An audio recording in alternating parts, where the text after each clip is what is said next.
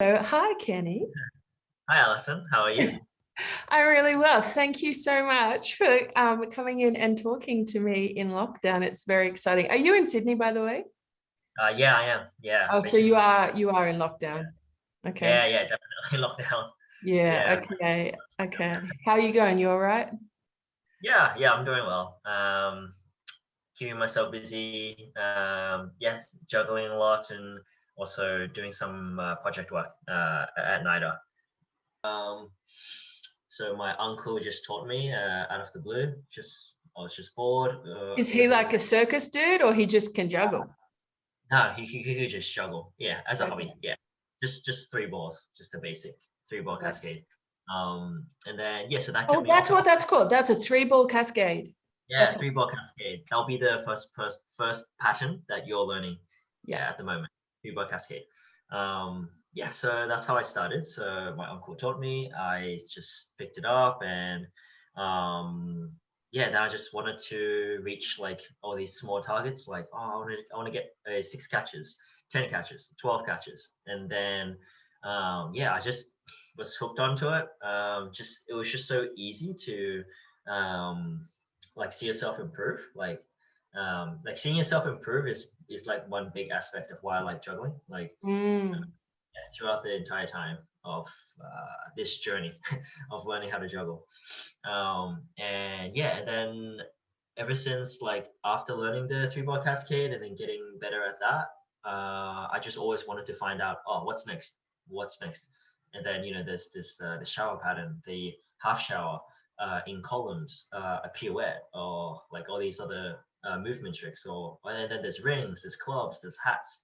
How about I learn the unicycle too? So, and then yeah, and then it just went into Okay. another whole new world in circus, where yeah, I just really liked all the tricks that I could do, and yeah, then I just really liked to kept improving and seeing how far I can go. Yeah, and then I practiced heaps, like throughout my youth, like in high school, and in university, I probably practiced around 20 hours or something, 20 hours or 30 hours like every week. So Yeah, it was wow. yeah, and then I started performing, like I guess in year 12, where my classmate just asked, hey, have you ever thought about busking or like just juggling, putting a hat out in Circular Quay or in your local mall or something? And so I was like, yeah, sure, why not? And so and at that point I've never performed and have no experience at all with a crowd. Yeah, and then so I decided to yeah put a tiny suitcase out and juggled in my Yeah, local mall wow. in Rouse Hill, which is in the west, and that's how I got started with performing, and which felt completely different from just juggling by yourself in a room. And then yeah, then I decided I really enjoyed that too, and then seeing like how I can choreograph pieces and then juggle with music and how to hit music cues while juggling and seeing what tricks work and what doesn't, and slowly seeing what people like.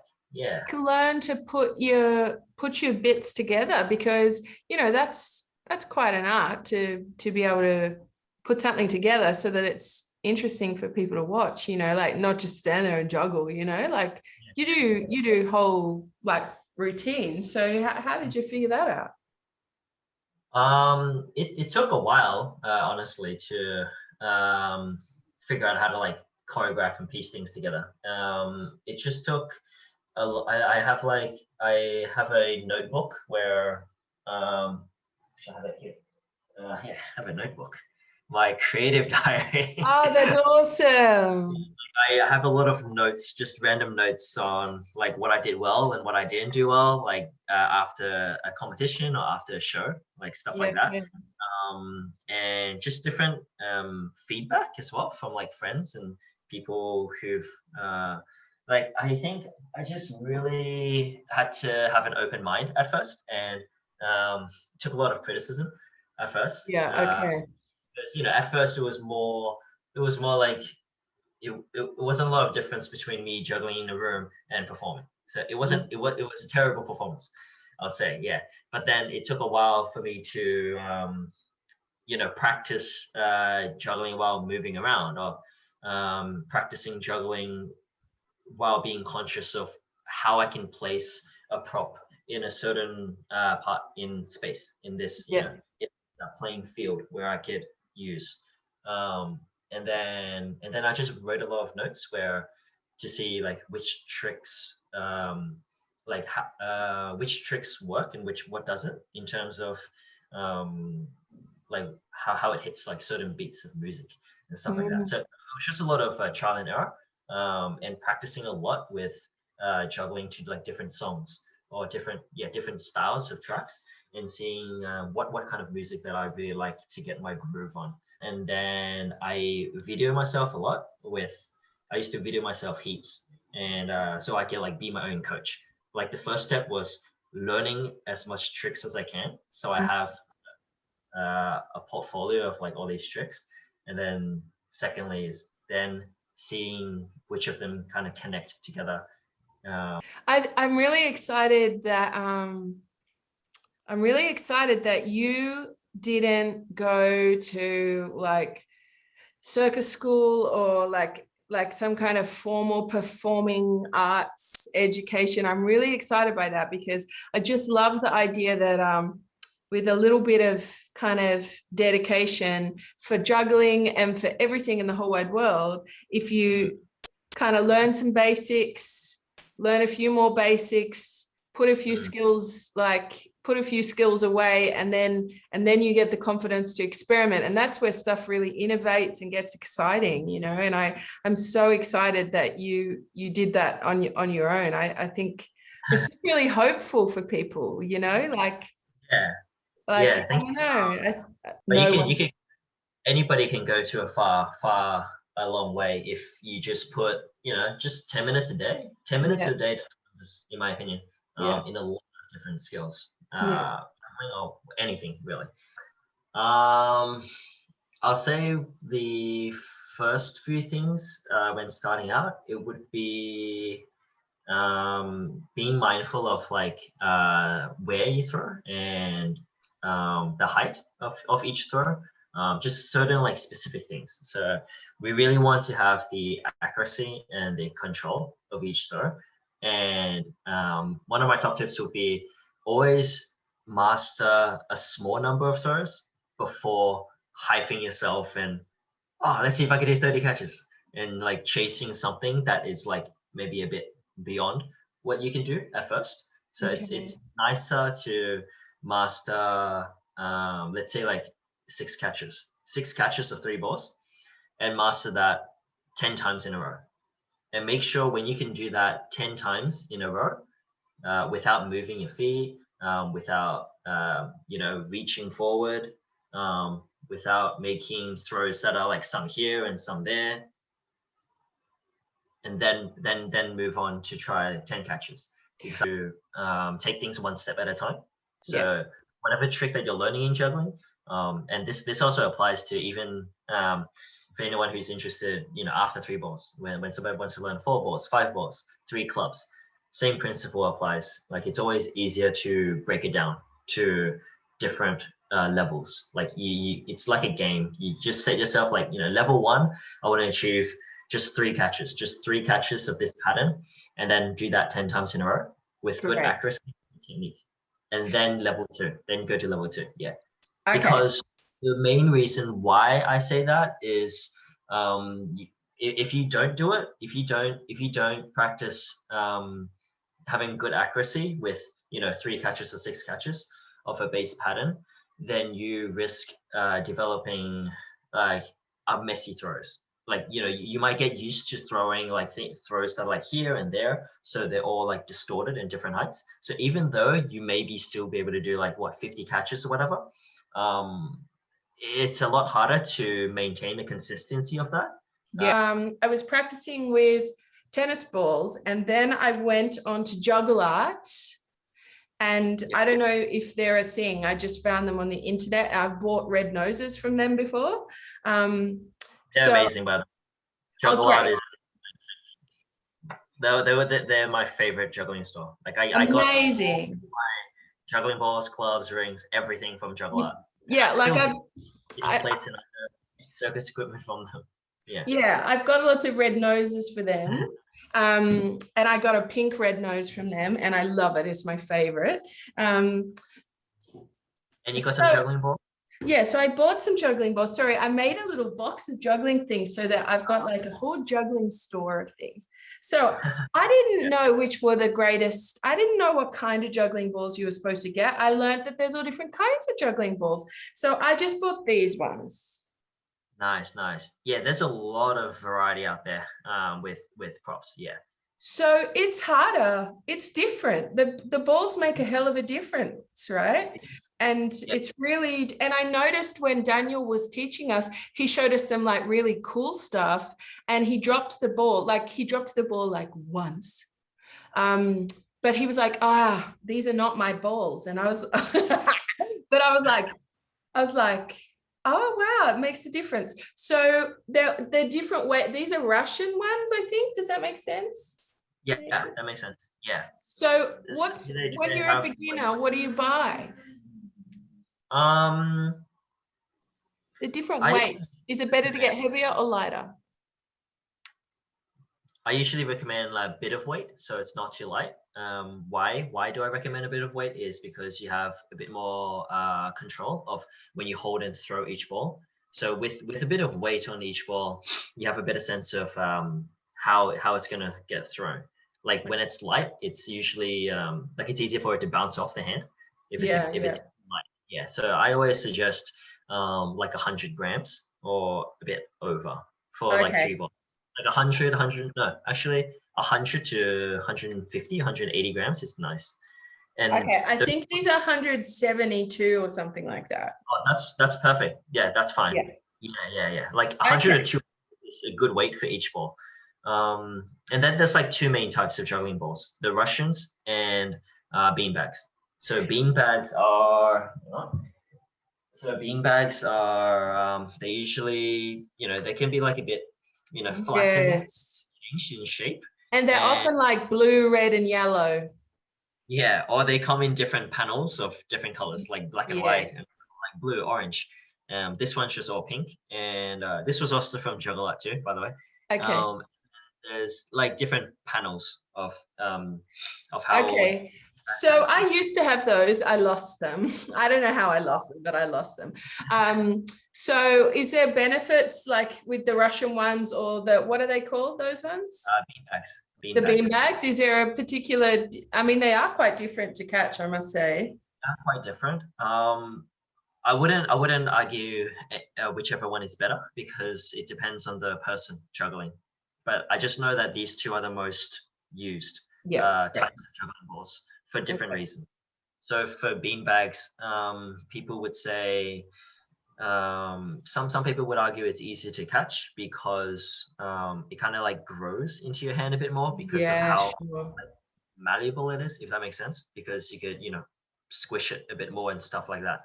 And it's just nicer to grab because there's like sand or pellets, which is it's usually bird seeds, pellets, or plastic resin. Sure. That's the most common types of seeds or like things inside a beanbag.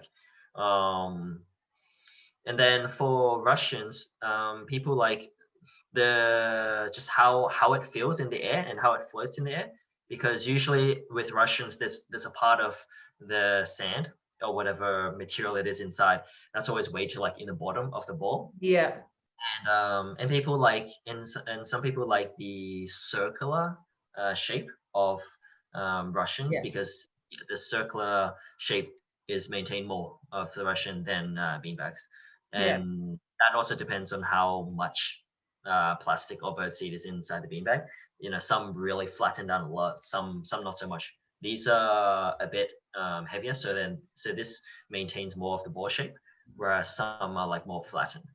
But it really depends on the style of juggling people do. So what I mean by that is some people really like to do like stores. So juggling where the ball is stored on your arm, or like if I balance this ball on my head or something, and while juggling, stuff like that. Oh my God, I can't even do that.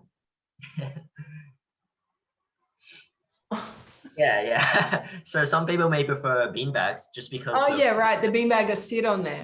like more sit on it. Yeah.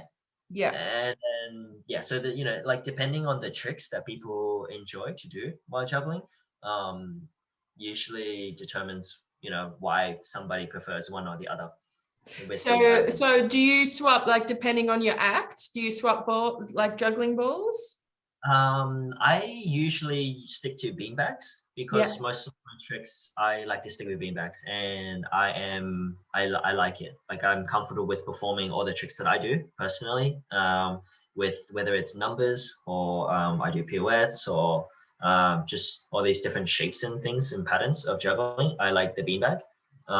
But I have used Russians before with certain tricks where I prefer Russians. One style that I really like with the Russians is called pinball. Let me see, pinball. So that's when I monitor it down. Pinball is where you have have juggling, but they all kind of roll against your body. Yeah. So you're like throwing it onto your arm there. That's what Yeah, you're aiming for, right? each throw Oh, goes that's to so the cool, Kenny. yeah, yeah. This trick, it's not comfortable with these because they bounce a lot against your arm and then they usually fly out. So if I were to do like 4 or 5, I wouldn't be able to do it. But if I was using the Russians that you're holding, usually they're a lot easier because it's just the sand and the weight distribution of the Russian and how they're so circular. It's much easier to roll against each arm. Yeah. So And that then so one's that, definitely all in the wrist, eh? yeah, it is. Okay, Yeah. I just can't do it. Okay. So there's different kinds of juggling balls. I got these from Juggle Art, and it's Dennis at Juggle Art, I think. These are the Russians. You have the what are they called? You have Beanbags. the bean bags. But basically at the end of the day, you need to pick up some kind of ball shaped sphere and start throwing it. And that's how Yeah. you're going to learn. Yeah, great. Yep. So pick up Yeah. tennis balls, pick up anything, don't have to spend loads of Um, money. Tennis balls is actually very hard to learn. Yeah, I've been And doing that in the trial in my 14 days. It is hard because they're yeah, light. it's very difficult because there's like nothing inside. It's hollow, and also it's very easy for it to bounce off your hand because of the design of a tennis ball itself. And it bounces everywhere on the floor, and then it's hard to chase them as well compared Yeah, to the beanbag, for example. yeah. Uh, but I personally actually learned three balls with tennis balls. Um, yeah, but honestly, it would have taken me much faster if I had started with beanbags.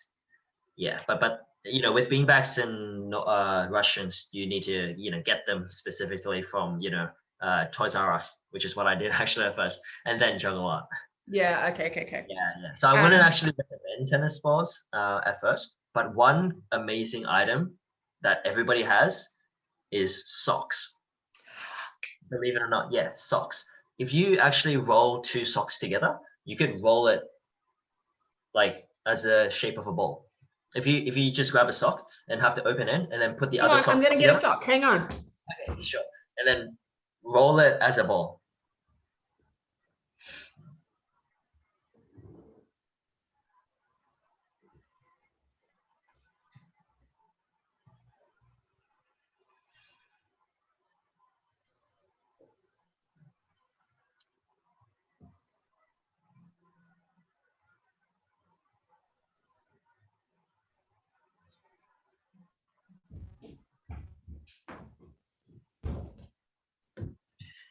Oh, I should have done my washing. I've only got big socks or little socks. I'll take the big one. Nice. So how do you put it together? Like, Yeah. So if you just have two socks, amazing. Okay. So just have starting that end? no. Just hold one of them. Just grab one of them and see that bottom part, the bottom. Yep, bottom.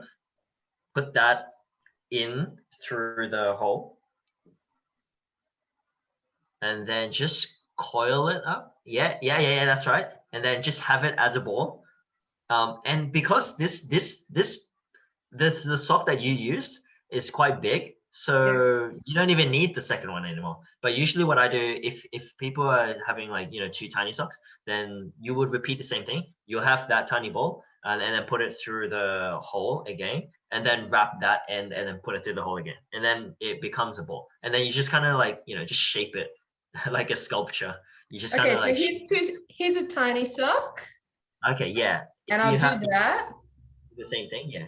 And then usually it's a bit too small. So you just put that in a second one and put that in first to the at the very end, and then coil it up again through the whole of the second sock.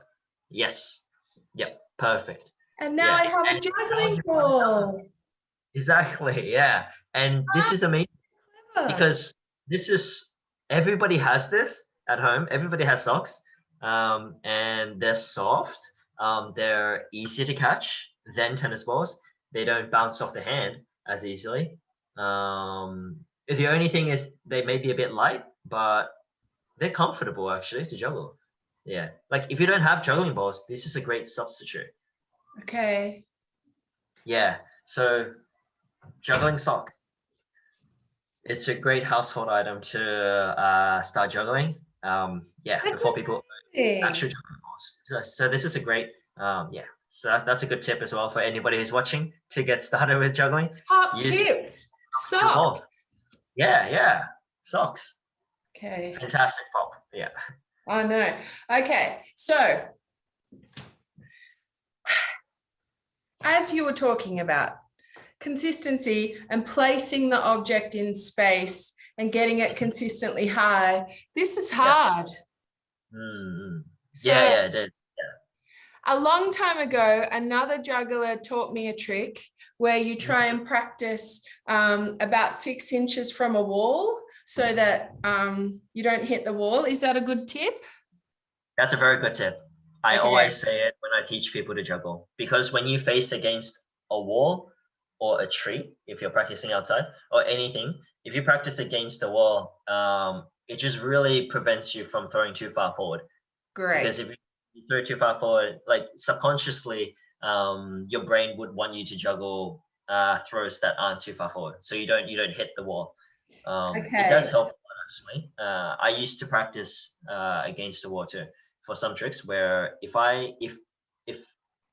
you struggle to stay in one spot where like if you juggle and then you tend to move forward, and that yeah, happens a lot. It happens a lot to people I teach when they juggle, when they get really excited and then, they keep making, oh my God, I'm doing the seventh throw, eighth throw, ninth throw. And then, they'll go like all the way yeah. to like another side of the room or something. It's But always so like, I would, surprising when you're a beginner. It's surprising when you catch it and you're not dropping it. You're like, oh. it's amazing. Yeah, you surprise yourself. That's one awesome thing about juggling. Yeah, like it's really satisfying. And it's instant gratification. Like you instantly see the result once Yeah. you've do like an extra catch where you have never done that before. Yeah, yeah. But yeah, Okay, so practice. like getting it so it's not, because this is what I do. I try and throw it like away from me. So going up against a wall gets it nice and like Straight up. and down. That's And what right. about getting it in the right spot in the air? Because this is happening to me this week, is Yep. I'm actually hitting them together. Right. And they're Okay. hitting each other and bumping away. So how do you like place it? Like actually question number 1, what is the sweet spot for this 3-ball cascade? And then how do you sort of place it? What's the shape that the ball should be making? The sweet spot would be an infinity sign. So that is exactly how each ball is going to move. So when you when you juggle, you notice every single ball does the exact same thing. If you keep your eye on just one of them, if you track it, you can see an infinity sign. Oh, wow. That's quite different. That's a different shape than what I'm doing. Okay. How your hand is moving as well. So what I try to get people to learn would be creating that infinity sign with the how you're throwing the ball to the each end. And then when you catch it, you kind of like go down with it and Yeah. then go down with it and go up, go down with it and go up. And then, yeah, so the infinity sign is a very nice benchmark that I get people to learn. Okay. Look at the tennis balls. They're rejected now. They're losers. Okay. So starting like with one, making the infinity sign. Oh. Yep. So yeah, it's getting used I'm so sick of picking up juggling balls. All that you're creating. So oh, that makes sense now. so the peak, the top part of each ball, like maxing out, is always in the opposite shoulder. It's the diagonal of it. Yeah. So you can see the top of each ball. So where the ball goes up to will always be like towards the opposite shoulder from the hand that you're throwing to. Yeah. So you really get used to this with one ball, and then practice all of this with two before you do three, and then you can get used to the accuracy of each throw and catch. Oh, that's amazing. Yeah, and then with your hand. That's funny because that's quite different. I've been trying to send it up there. Okay, so that's quite different. So you're heading towards the shoulder, the opposite shoulder. Yeah. So if I do two, can you demonstrate two? I don't think I can do two. Yep. So I also mentioned when you catch the ball, you try to catch it from the outside of the body, and you actually scoop towards the center of the body. So you catch on the outside of the body and you scoop towards the center of the body. See where I'm catching relative to where I'm making the next throw is. Oh my God. And I'm scooping. Yeah, you do that little scoop. Do that little scoop. Perfect. Yeah. Keep doing that little scoop thing. Because when you do that little scoop, it continues the motion of this infinity symbol. Yeah. So it's always catching from the outside of the body and throwing towards the center. Yep, that's right. And when you do this, when you catch on the outside of the body and then throw with your hands moving to when you do the scoop closer to the center of your body, this ensures control of making sure the ball goes to the opposite shoulder. I get it. And then this is what you want to keep in mind when making each throw when you proceed to 2 and 3 balls. Yeah. So it's just this main technique that I get people to teach. Yeah. So that's a really top tip. That I can already feel it. It feels different already. Yeah. It feels really natural with how the throws and catches are being made. Yeah. And this would apply to any number that you're juggling, like 5 balls, 7 balls, 5 clubs, everything. Like you always catch like here and you throw here.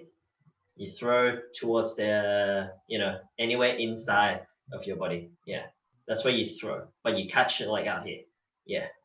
And then this would also reduce the collisions that you will make. Yeah. So show me 2 balls with this technique. Yeah. So with 2 balls. Yeah. 1, 2. 1, 2. Ah. Yeah. Get used to that. Yeah. Yeah. Just a bit of patience and practice. Patience and practice. So 1, 2, 1. And so they both would be scoops. So they, so they both are gonna throw on the inside. Yeah. Both are thrown on the inside of the body. So they both go to opposite shoulders. So they both cross paths.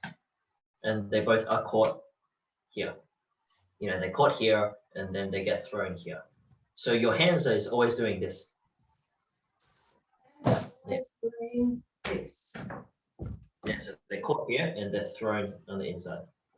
Yeah, so they're caught on the outside, see, and they're thrown on the inside.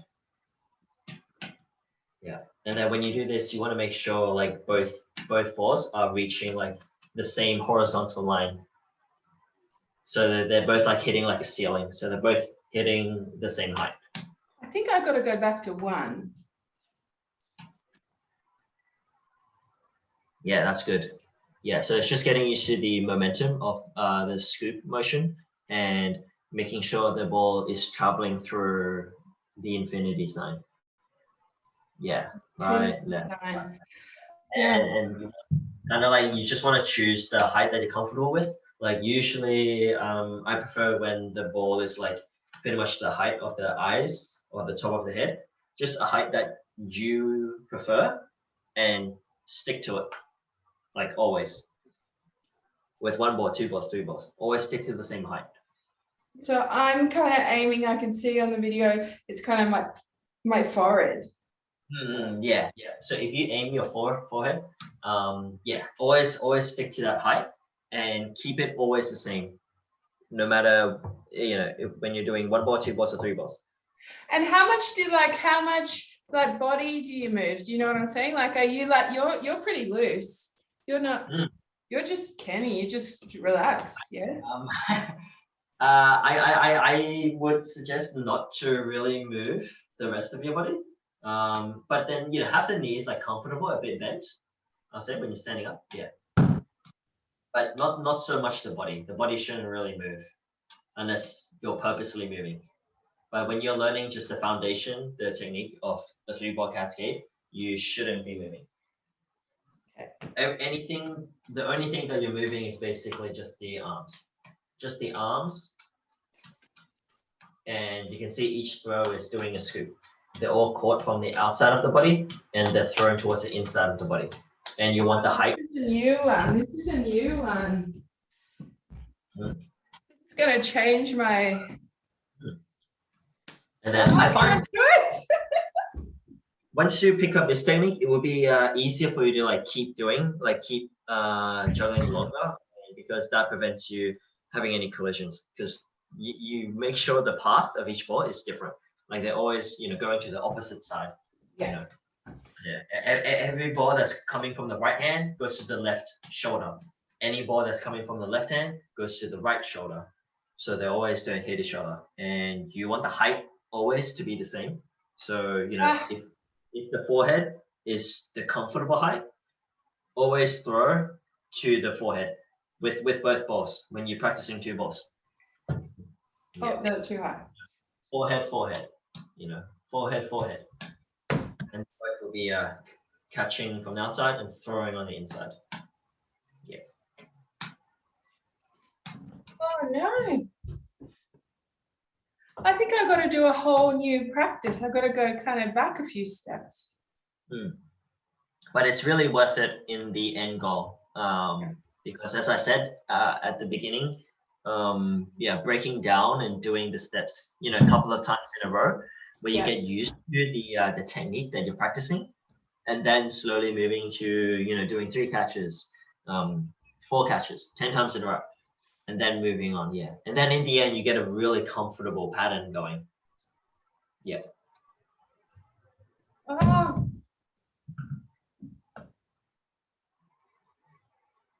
It looks a lot better. I can see both hands is actively doing the scoop. So they're always thrown on the outside and they're thrown on the inside. Amazing. Yeah, that's right. Okay, so the scoop I can feel is getting a little bit easier, but it's the consistency and the height that I'm a bit bad at.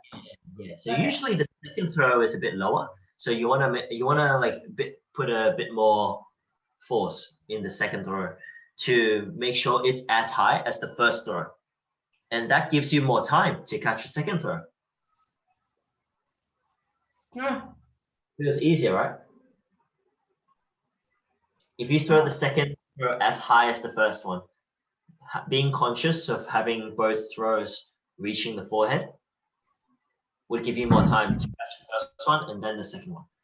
And with the timing, you actually don't have to rush it so much with the second throw. So you can actually wait a bit more. So you can afford to wait. Okay. So you see the first ball? When the first ball is at the top, that is when you do the second throw, not before. Yep. Okay, yeah. Then you throw the second, and then you catch the first, then you catch the second. And that gives you a bit more difference in time to catch each ball. Yes. Okay. Yeah. Yeah, and then it's just about making sure they're accurate. They're both here to the opposite shoulder, and you only throw the second one when the first one is about to come down, basically. Yeah, like once the first ball is at the top, that's when you throw the second one. So it's up, catch, up, catch. Oh, that's Up, what Daniel did too. He did throw, catch. Yeah, throw, catch, throw, catch. Nice, very good. Yeah. So it's just all right. So this is what I got to practice through the week. I reckon I got to practice in singles a lot. The number one, catch out, scoop in. yes. Yep. Number two, I'm going to head for my head, like my forehead, as a place to where I want to place it. Oh, the infinity symbol. Yeah, infinity symbol. So we scoop in and we throw to the shoulder, and I'm going as high as my head. And number three, wait for the first one to come down before you throw the second one. In other words, you're not in a rush. That's right. Yeah. So all these things that you just said, it all helps a lot because all these things are just building the foundation. You're making sure the pattern is not as rushed because you're only throwing the next ball when the previous ball is at the top and about to come down. Okay. So next week it'll be me going into week 3. I might have to extend this challenge. That's all I'm saying, Kenny. I just don't think I'm going to be my best self at week 4. I think I can do better. I do. Okay. I'm going to go away and practice today. Can you show us, can you give us something amazing? Can you give us some Kenny magic? Please. Sure. Come on. Kenny magic. Awesome. Stop it. I've got both props. Oh my gosh. 6 things. Yeah. How can you even do it in your small apartment, Kenny? Okay, hang on. Not all at once. All right. What magic can you do? We're so lucky we have him. Look at his magical self. All right. So get out of town.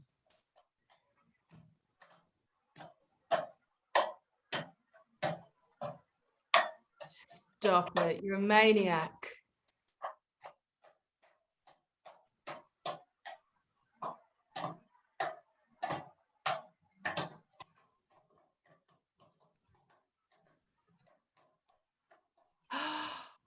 Oh, he's just showing off now. Look at him go.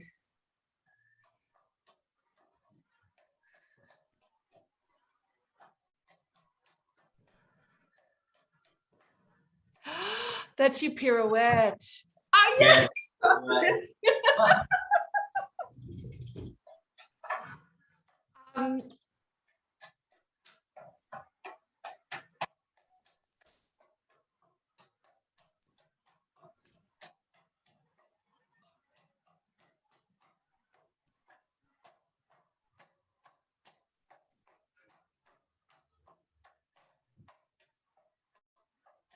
Oh, wowzers.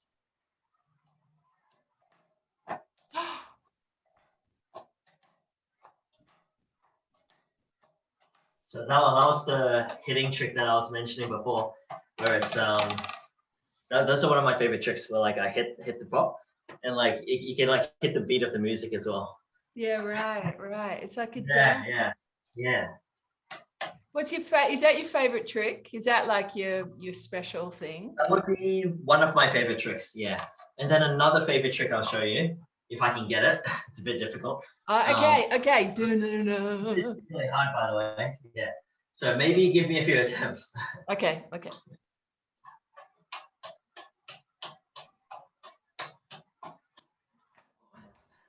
Come on, you can do it, Kenny. Come on. Yes, come on, you've got it. Oh, it's quite hard. One more. Come on. So close. Oh.